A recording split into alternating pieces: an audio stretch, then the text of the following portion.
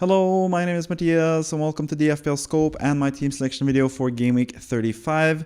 We now have it confirmed that there's not going to be a single double game week or blank game week for the rest of the season. So now it's purely down to just picking out the best players for the best teams possible for the rest of the season. No more planning when it comes to, doubles and blanks and all that stuff. That's behind us.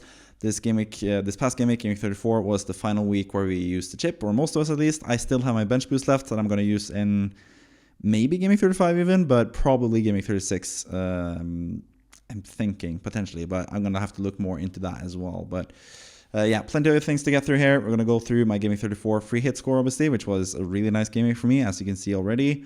We're also going to talk about the manager of the week, who got even more points than me. I could have nicked the manager of the week if Chris Wood had gotten like 10 points or something in this final game, but he blanked. So sadly, once again, not getting the manager of the week honors myself, but it is someone else that's from Norway who won it this week. We're going to talk about him and his team, and also the team for next week, which is going to look completely different from the free hit squad that was the winner of Game Week 34 manager of the week. We're also going to take a look at Game Week 35 and the best players for that game week through another free hit draft, because that's what I do on this channel. I try to select what I think is the best squad to have in every single game week and select the free hit squad. And then finally, we're going to talk about the plans that I have for Game Week 35 as well, with the transfers that I am currently weighing up as we speak, basically. So let's just start with Game Week 34, which was a rousing success for me and many other managers, but especially for me, 96 points. Really, really happy with that.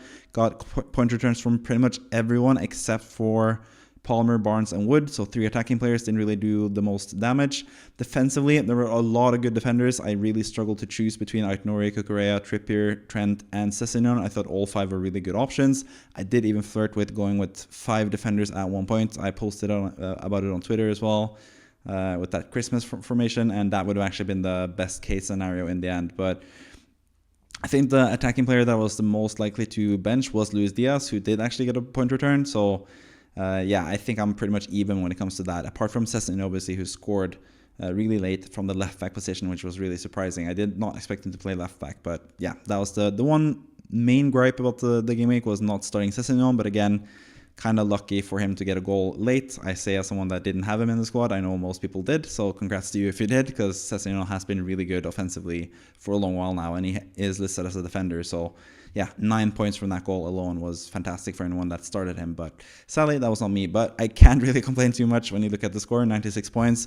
Jose Sa with a massive penalty save to save the clean sheet for both him and Aitnori, getting me a lot of points from the Wolves assets. 12 points from Jose Sa, 11 points from Aitnori, and 15 points from Cunha as well, scoring from the Aitnori assist and assisting himself, and just being an absolute menace up front for Wolverhampton. Fantastic from Cunha there as well. Even the Chelsea boys, or Chelsea defender at least, Kukurea, got me a clean sheet point. Also kind of a gripe, no one has talked about this yet in FPL terms, but he got a big chance missed for that header that he had, which was not really a big chance at all. And big chance is not really decided explicitly from expected goals either. It is like someone from Opta just deciding that was a big chance, and for some reason he counted as a big chance for Kukurea, which meant that he lost 3 BPS points, and that means that he lost 2 bonus points in the end as well. So he could have had an even higher score and knocked down a peg a couple other Chelsea assets from that game. So a bit sad to see that happen as well, but at least I got the clean sheet from Kukurea. Trippier, 15 points, 2 assists, a vintage Trippier performance. Really happy to see that in the squad for the first time this season. I had Trippier, and he basically shows up like he did 2 seasons ago when he was absolutely fantastic. Really happy with that. Harvey Barnes was a bit unlucky not to score. He had a really huge chance after the Tonali crossbar shot, basically. The ball fell down back to Barnes, who had an open goal, but he just couldn't handle the ball correctly. He also had another good shooting chance that he missed, so not really upset with the Barnes pick. I think he was really good, played 60 plus minutes, which I expected from him. I think as well, if he had scored, I think he probably would have played all 90 minutes as well. So yeah, a bit unlucky there with Barnes. Palmer is the guy that I'm probably regretting the most, because I didn't really feel too good about Palmer, just because he's been in such bad form as well. Pretty much just picked him because he was such a, FPL expert type of pick. And he also played Everton, who had just lost Tarkowski to an injury. I thought they were going to play Michael Keane, but they played Joey O'Brien, or not Joey O'Brien. I can't even remember his first name now, but O'Brien in the defense for Everton. they played him as a center back rather than playing Michael Keane. So I think they were better defensively than I expected as well. So yeah, the Palmer transfer, I'm not really too happy with that, but that's basically my only regret from this team. Luis Diaz with a goal, 7 points. Salah with 1 goal, almost 2 goals. It's just Udogie that came in front of him and scored an own goal instead. That hindered me from getting a lot of points from the captaincy there as well. Even more points, and 100-point club would have been secured if he had gotten that second goal. So sadly, he didn't get the final touch on that. Chris Wood finally ended the game week now on Thursday. I'm recording this right after the game where Wood had one major chance, as he has every single game. He has one decent chance to score, but this time it just seems like Nottingham Forest and Wood have sort of lost their magic. He headed it wide. It was a really poor heading attempt when he was able to stand still when heading, and then he just headed it outside. So yeah, not ideal for Wood with 2 points, but not really many other great striker options to choose from after I picked Cunha and Isak already. And Cunha got 15 points, Isak 6 points. Fantastic game week all around, up to 68k overall. I'm now 13 points away from top 50k. I'm 63 points away from top 10k. So top 10k is going to be really difficult to get. There is still like a slimmer hope, like a small chance that I might get top 10k. I do have bench boost left. I could get another 20 points ish from that if I'm lucky. I might get some nice differentials as well, so I could potentially get there, especially with captaincy picks. You never know. If you get a captain that scores 20 more points than the average captain, basically, you can go pretty far up the ranks still, but I think top 10k is probably out of bounds for me now. But top 50k would be nice. Not really too fussed if it's 50k or 100k. It's still like a decent finish. I'm not really too worried about it. I just want to have fun at this point of the season, and I had a lot of fun in Game Week 34 with the free hit. So yeah, riding that high from that game week. But it was not enough to be manager of the week. That was someone else who got even more points than me. Let's take a look at that manager. And that is Knut Mathisen from Norway. Again, once again, there's another Norwegian manager of the week, which is it kind of makes sense as well, I guess. Maybe some people are subscribed to me because they are Norwegians and they enjoy that their fellow countrymen is making YouTube content, I guess. But yeah, 105 points from Knut with this team right here. Sessegnon in the starting lineup is the main factor here. Murphy over Barnes compared to my team as well. And also Strand Larsen as the final striker rather than Wood. So Sanchez in goal rather than Sa, which lost him points compared to me. But with Sessegnon, Murphy, and Strand Larsen, that was enough to basically beat me for the manager of the week spot this week. I was pretty close. I think it was top 10 in the FPL Scope Mini League, but I wasn't number one like Knut Mathisen was. He managed to get 105 points, and he was the highest scoring manager in the FPL Scope Mini League. And if you want to be a manager of the week, just like Knut Mathisen, you can join the FPL Scope Mini League yourself with the league code hpxeri. And if you have the highest score in one particular game week, you'll get featured in a video, just like Knut Mathisen is just right now, basically. When it comes to his team, it's pretty much the same as me. He had Strand Larsen, who scored from a nice pass from Cunha. He had the Sessegnon goal with very few minutes left against Southampton, which helped him a lot. Sanchez, who got the 3 bonus points that I didn't get from Cucurella because of the bonus situation I just talked about. And Murphy getting assists, which Barnes did not do. So that was basically the difference, and the players that Knut did have and that I didn't have this game week. So 105 points, free hit activated. The final chip of the season as well for Knut has been a pretty good season, it seems like. Triple captain game week 25. That must mean Salah for the 20 points that I got in the double game week in 25. That's pretty good. Assistant manager in game week 31. I actually haven't gone through all the things and seen how he has done, but the rank is really good currently. 40k overall.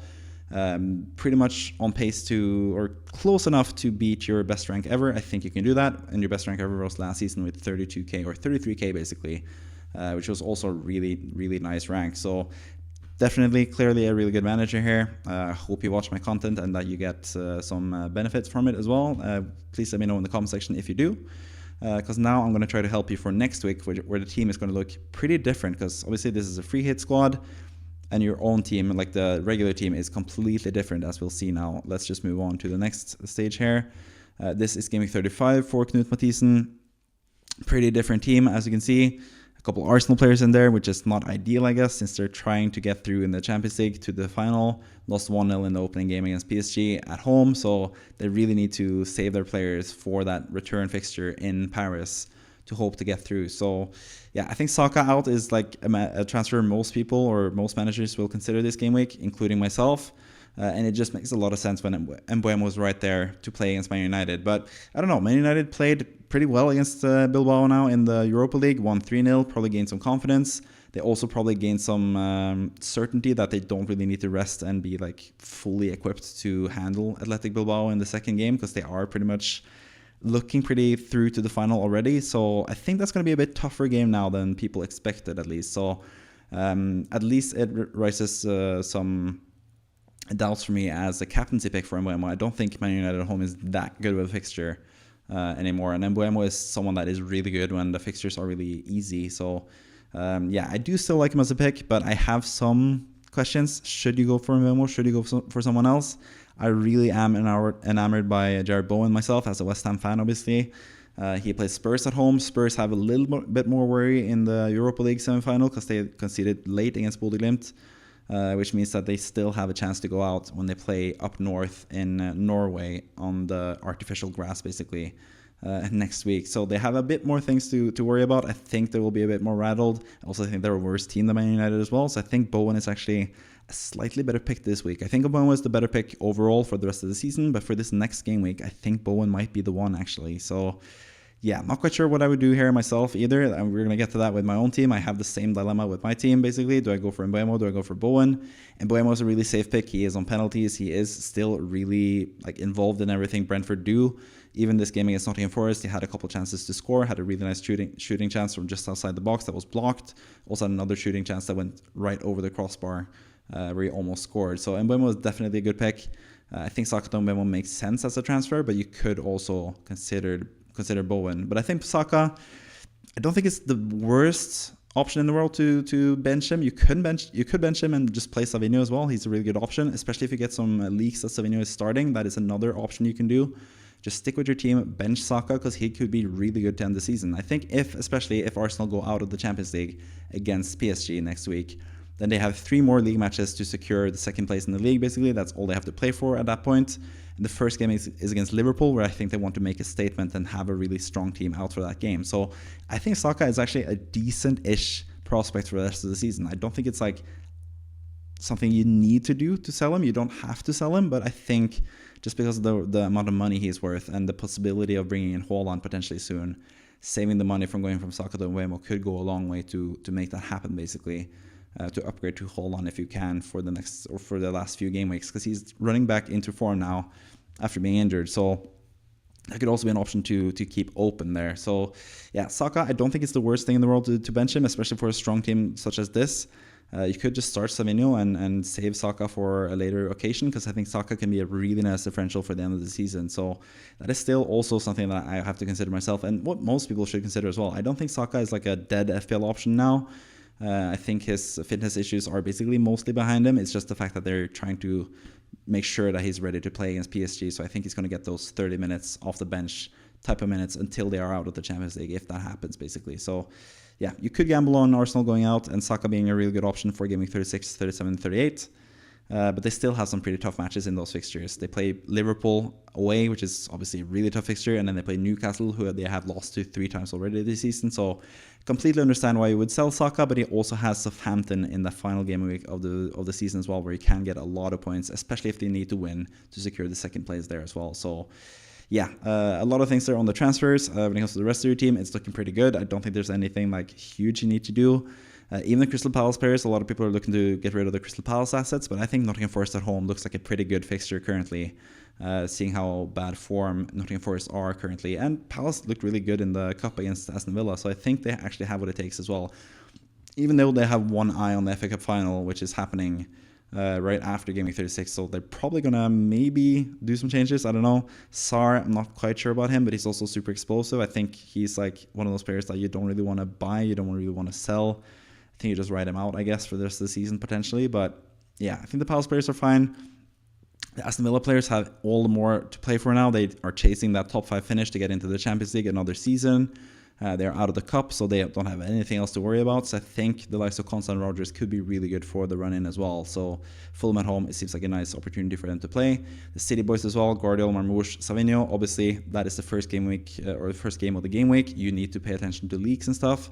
If there's leaks, that Savinho starts and Marmoush and Guardiola starts as well. You have 3 really good players against Wolves at home, which is typically a pretty high scoring game, I think, between Man City and Wolves. Wolves obviously a bit different now with Vitor Pereira as their manager, so you have to take that into account. But I think City are in a pretty good moment in time now currently when it comes to FPL form or Premier League form. So I think those players are really good as well in your squad. Isak is someone that I also just quite like to just keep hold of. If you need to sell him to get Haaland at some point, then maybe you want to do that in your season. But I think he's perfectly fine to keep and start every single game week for the rest of the season because he's just that good. We know how good he is, basically. Raya, I think he's going to start every game in the season. I don't think they're going to suddenly bench him. There's no reason to rest him, basically. There's no risk of injury, pretty much. So I think he's going to be a pretty safe starter. I would start Raya over Areola this game week, I'm pretty sure, just because we've seen Spurs now. They scored 3 goals against Bodø/Glimt. I can see them scoring against West Ham as well, potentially. And I think Raya against Bournemouth has a good chance of keeping a clean sheet, even though they're going to play a weakened team, like a less, like not really like their full super squad that they do have at their disposal. But I think defensively, I think Saliba's going to play. I think Kivir's going to play. I think Raya's going to play. So I think defensively they're going to be fine. So I think Raya is still a slightly better option than Areola, but you could make the case to start Areola instead. But I think that's pretty much it. I think maybe start Savinho or Sarr. Looking at this now, probably be a bit more confident in Savinho over Sarr, especially like double Palace attack against Nottingham Forest. Nottingham Forest defense is still decent at least, even though they did concede a couple chances to Brentford. They are looking a bit weaker now than they did earlier in the season. But I think Savinho, especially if you get leaks that he starts, you could definitely start him yourself in your own team. But if there's doubts about him starting, then I think it makes sense to bench him as well. So it's just completely not the leaks whether you want to start Savinho or not. I've decided to bench him here because at the moment of this time, at the moment of recording, I don't know if he's going to start or not. So I have him benched for now, basically. So that's my thoughts for your team this game week. I think for the rest of the season, it's looking pretty good. Maybe the Palace boys you need to sell because they have some tougher fixtures. That could be the case. Other than that, I think City players are looking good. I think Arsenal, like I said, Saka, Raya, I think they have at least the last game of the season is going to be good for them against Southampton. And they are a really good team as well, especially if they get knocked out of the Champions League. I think they are really good assets still to keep. The Aston Villa boys are really fine as well. Salah is the only one left as well. I haven't mentioned him when it comes to captaincy. He is currently the one that I have as captain, both in my own team and as a suggestion for the manager of the week. But I could understand it if you want to go for Mbeumo, if you're bringing him, if you want to bring in Bowen and captain him instead. I get that as well. So there are a couple options there. Marmoush as well is also a decent candidate. We know he's pretty explosive. He can get a lot of goals against Wolverhampton all of a sudden, but Wolves have been pretty good defensively at least lately. So I'm not quite sure about that. I think Salah is just the safest option. I think they still want to score goals. I think Salah is really hungry for more goals. I think he looked really good this past game week against Spurs as well. He was really close to scoring a couple more goals as well. So and there's always penalties in his arsenal as well. So I think Salah is personally my favorite captain of this game week. So he's the one I would go with as captain, I think, as it stands right now. But yeah, pretty nice team to have for the rest of the season. It's looking pretty similar to a lot of other teams, pretty much. And I think it's looking good for the rest of the season. And hopefully for you finish inside the 32K mark where you can get your best rank ever, basically, in FPL, which would be really, really nice. So good luck, lykke til, Knut Mathisen. I can speak to you in Norwegian because you probably understand that since you are from Norway. Would make sense.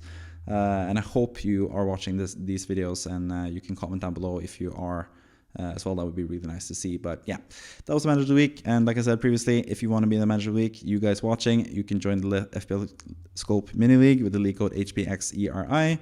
And if you are the highest scoring manager of the week, you become the manager of the week and you get featured on a video just like Knut Mathisen just was right now. And with that out of the way, let's go to the free hit draft for Game Week 35. Yes, I'm going to make a free hit draft, even though most people have used their free hit already. I don't think there's many free hits managers left. Actually, there's one I know, my co-creator of the FPL Scope basically channel, or the podcast at least. Chemo, he still has his free hit left. He's going to save it for Game Week 38 most likely because he really likes to target Game Week 38 because it's a high scoring game week. So I think personally, if I have the free hit left, I think that would probably be the game week that I'm targeting as well, seeing as we're now not going to get any blanks or doubles. I think Game Week 38 makes the most sense if you still have your free hit available. But if you're using it in Game Week 35, I think this is the team that I would go with currently. And it's not looking like too good. That's why I'm like a bit iffy when it comes to using the free hit this game week. There's also a lot of players that are already in squads already. I think it's not really that much better than the rest of the squads that I've been seeing basically. But if you're new to this channel, I do this every single game week. I do a free hit team for every single game week, and I've tallied up the points throughout the season. In total, 2,348 points for the free hit teams from game week 1 through game week 34. And that would mean an overall rank of 23K overall, if you were able to use free transfers, unlimited transfers every single game week, and you had followed my advice on each and every video, basically. I'm going to do my best again for game week 35, see what works and what doesn't. In goal and in defense, I have double Everton. I have both Jordan Pickford and O'Brien from Everton. Trying to think of O'Brien's name. I'm going to look it up while I'm watching this. Is it Jake O'Brien? I'm not quite sure. Jake O'Brien, yes, correct.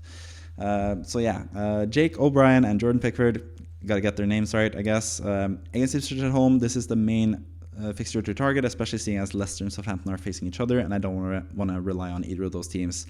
Those are usually the teams we target for clean sheets, but now Ipswich is the third best option, basically, and you go with double Everton defense. And Everton's defense has been pretty good this season, so I think there's decent chances of clean sheets there. Aaron Wan-Bissaka plays as a wing-back, basically. That's why I quite like him. I don't really think there's that many good defensive assets this game week. But rather I'm going with triple Everton defense or going with Munoz, who I also think is a nice option because he also plays as a wing-back and he's super attacking. I'm going with Wan-Bissaka as the final defender in this squad, basically. Also Guardiola against Wolves, I think he has a decent chance to score, as he has in most game weeks, because he is a pretty good offensively minded defender. Can score from set pieces as well. I really like him. De Bruyne, I think, is going to start. He has a good history against Wolverhampton. Scored 4 goals against them a couple seasons back, and I'm sure a lot of people remember. So I think he's a decent option as well in midfield. Salah is my captaincy pick this game week as well, as it has been pretty much every single game week. That has been a single game week for a lot of game weeks now in a row, pretty much. So yeah, Chelsea away doesn't really scare me. I think Chelsea are there for the taking. They conceded against Djurgården, from Sweden, so they could definitely concede against Liverpool a couple times as they try to celebrate their title win once again, Liverpool. So yeah, Salah is my favorite captaincy pick, and also my favorite midfielder pick, basically, from this free hit draft in Game Week 35 as well. And Mbeumo and Bowen, I've mentioned them a couple times already with the Manager of the Week segment. I'm going to mention them more when it comes to my own plans. I like both of them quite a lot, so they are both in the team, but I do think I have a slight preference for Bowen for this game week in particular. For the rest of the season, I think Mbeumo is better, but for Game Week 35, I think I might prefer Bowen. So if I'm bringing in Mbeumo anyway in Game Week 36, I might go for Bowen in Game Week 35 myself. But I do quite like both of them for this game week. I think both can get a lot of points, and that's why they're in the free hit team, basically.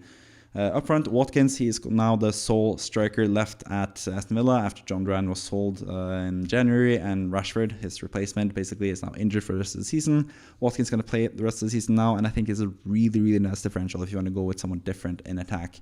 Jan Vissa as well, he's been like the main goal scorer for Brentford lately, scored again against Nottingham Forest.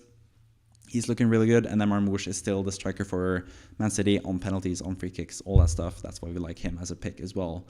On the bench, I also have Areola as the backup goalkeeper for a really cheap price, basically.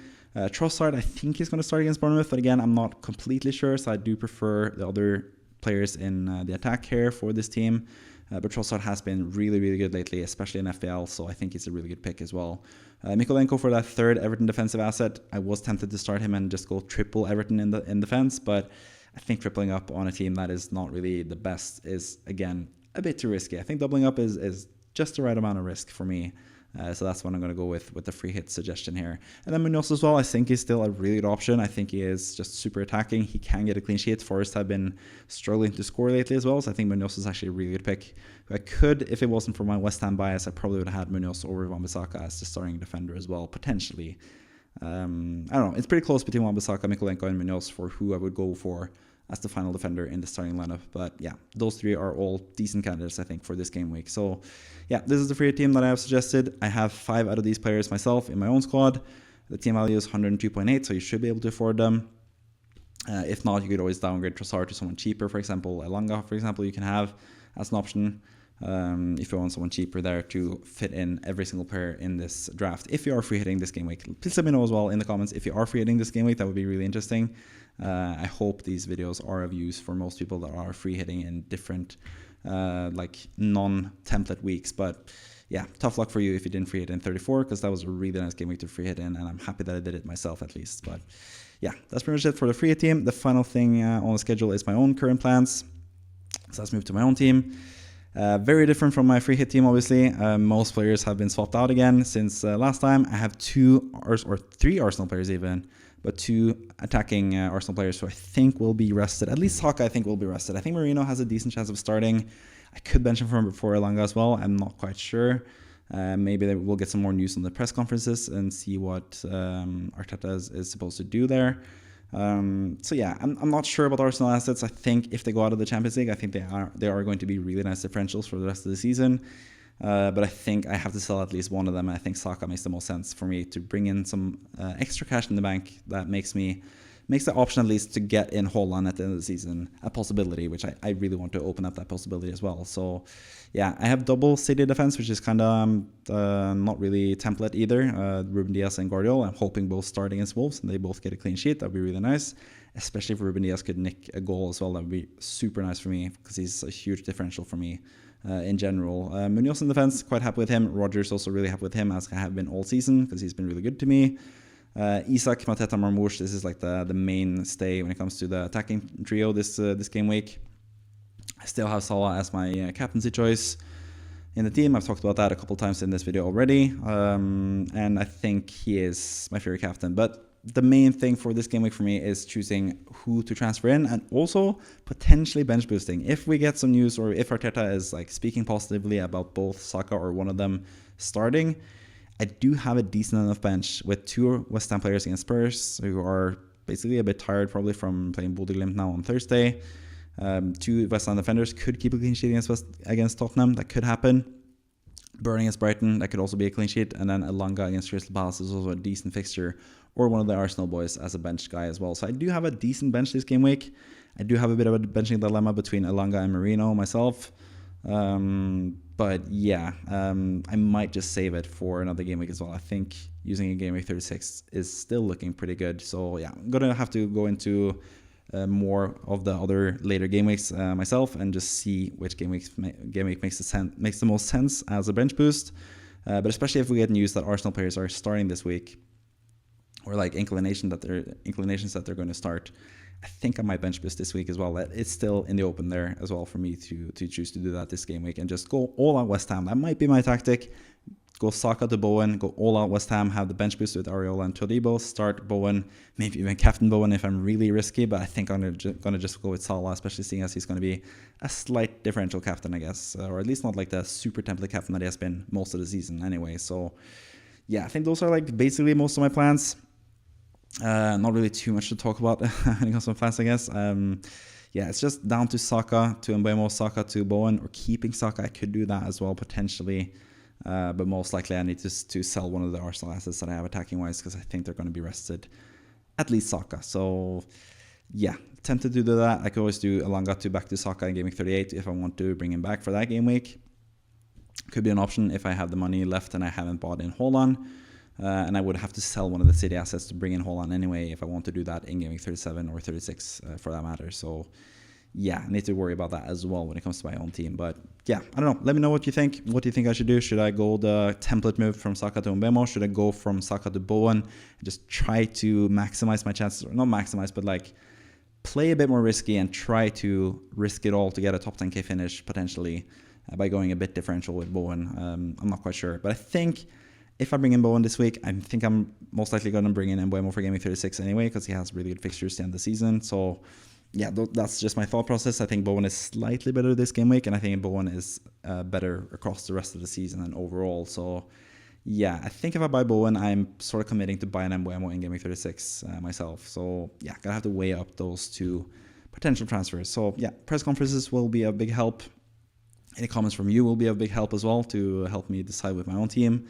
Yeah, with all that out of the way, I think that's pretty much it for this game week. I hope you enjoyed the video. I'm getting really warm because I'm wearing a sweater inside when it's really warm now for some reason. But yeah, you didn't have to know that, but I sometimes tend to just blabber on at the end of these videos, which is a good sign that I should end the video as well. And thank you for watching as always. See you next time. Bye bye.